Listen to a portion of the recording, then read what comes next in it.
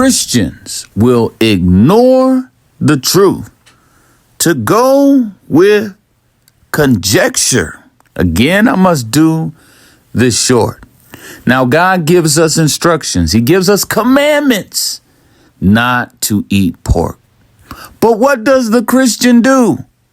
They go to the New Testament, okay, and ignore the judgments that are in the prophets on eating pork. How God will destroy those who eat pork.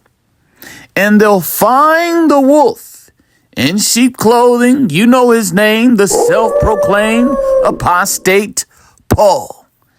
And they'll find scriptures in Mark with the disciples eating food with washed hands, and then they'll justify eating pork.